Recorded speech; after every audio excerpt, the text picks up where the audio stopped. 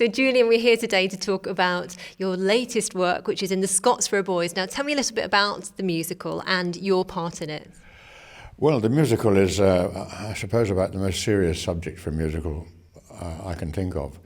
Very briefly, it's about 9 young chaps who were taken off a train in 1931 in the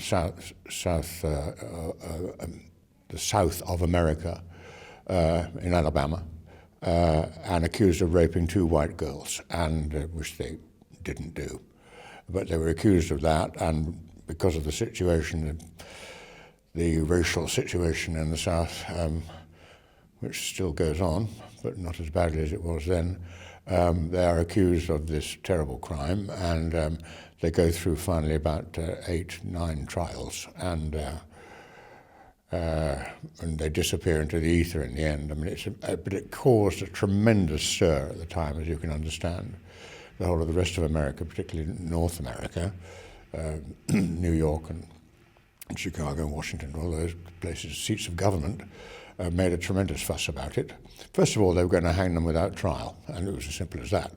But they couldn't do that. And then they had the first trial. The defense lawyer was completely drunk, put up no defense at all, and so they had to have a proper trial, and they did that.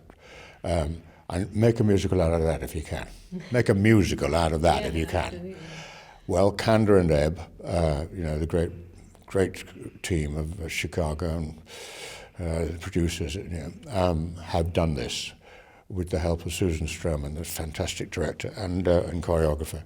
And they've made, for my money, one of the most wonderful pieces of theatre I could possibly imagine to be involved in. And unless I screw up, because I'm the only real new boy really, it's going to be fantastic. I can confidently predict it's going to be fantastic. My part is like a sort of ringmaster in a circus. I hold the thing together and play various parts within it, and quite a lot of the others do too. It's an all-black cast except for me, and I'm privileged to be part of it. Really am. Now, what's it like? You said you were the only new boy on the block. What's it like being the new kid on the block? And also, what's it like? You talked to me before we started, and you said it's really exciting, the rehearsal process. Why is it so exciting? Well, because I'm not known for doing this sort of thing. All my line of villains and all that. Mind you, my parts have got a bit softer than that in the last 20 years. Anyway. Musicals are something which are foreign to me, really, except I did do, 4 years ago, I was in Oliver at the Theatre Royal Drury Lane, and that was very exciting with Rowan Atkinson.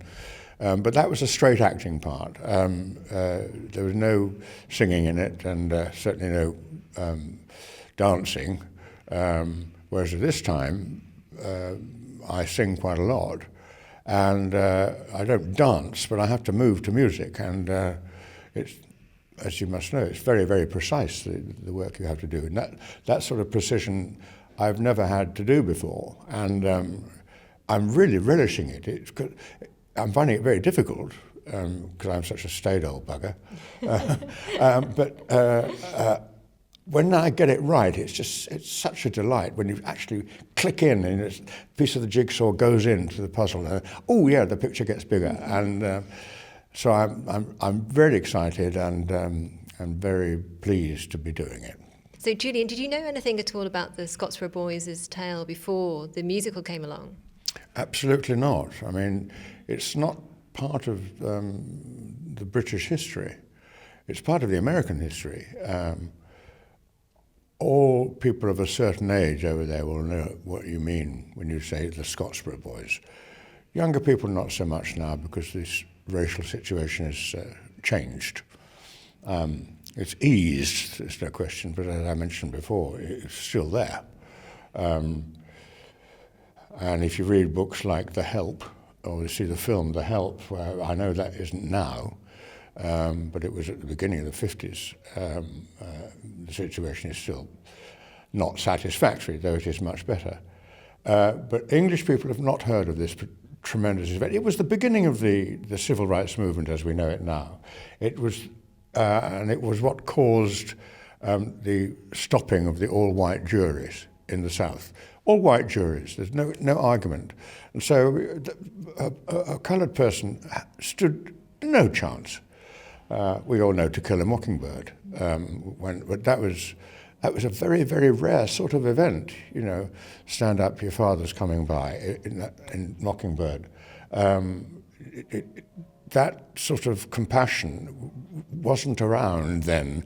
And even people who were in the Scottsboro Boys, who were compassionate, people who came down from New York, you discovered that they all had coloured servants, coloured chauffeurs and maids and cooks and all that stuff. And thank God that's gone now, but we don't know about it. So I didn't know anything about it at all until my agent saw it in New York and said, "This is wonderful musical in New York. I think you're very right for the part of whatever it is."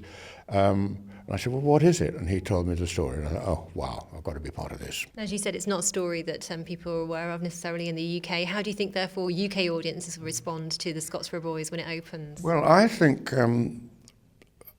they'll respond even better than they did in America, because we don't have any of those hang-ups that they have. And I predict that well, probably wrong, when there's one ever right in the theatre, that it will be a great success and that the audiences will take it to their hearts and go, "Oh, wow." Of course, we know you so much, not only for your theatre work as well, but for your film and TV work. But what is it about theatre, treading the boards in particular, that you enjoy? Theatre is what I came in to do. These days it's quite different. When I started, you went into the theatre. That's what you did. If you got a television, wow, that was very exciting. But it wasn't really done in those days, and certainly never made commercials. Good God! But films, you were lucky. And when I first went to Stratford in 1957 as a walk-on actor, all the great actors went to Stratford to practice their craft, and that's what I came in to do. And so obviously it's my first love. And I mean, all actors will tell you that it's the fact that you've got a contact with your audience, and it's only going to be like that for that night. That the next night it might seem to be the same, but it isn't. It's always a movable feast, as it is when I meet you for the second time. It's very nice to meet you for the second time, but it'll be a different experience. And that's what happens in the theatre, and that's what's so exciting. And when you work in theatres like, I don't know, the Globe Theatre, where I played King Lear, where they're there, and you're doing this fantastic stuff, it's internally and externally really stimulating. And the Young Vic is a perfect theatre for that audience communication thing, and I've seen many shows there, and so is the Old Vic, of course, but in a different way. The Old Vic just happens to be an extraordinarily comfortable building. I don't know why it is, but it just is. The Young Vic has been constructed in order to be accessible, and that's exactly what it is. It's perfect for this show. Perfect for this show. Now, finally, Julian, why should people come to see the Scottsboro Boys when it opens in October? Well, primarily to enjoy themselves. It is an hour and a half of complete enjoyment. And you won't feel guilty about enjoying yourselves at the spectacle of these wonderful people dancing and singing, and the quality of the music, which is so high, and the lyrics, which are simply brilliant. You won't feel guilty about it because it's such a serious subject. You know, if you come out of Crazy for You, and you've had you think, "Oh, I shouldn't have enjoyed that really," but I did, because it's so stimulating and titillating. But Scottsboro Boys, you'll come out feeling very moved, and yet you've had an hour and a half of stimulating entertainment. No interval. Just goes, it drives through from the beginning to the end. I'm very much looking forward to seeing it, and enjoy the rest of rehearsal. Thank you very much indeed. It's been a pleasure talking to you. Thank you very much.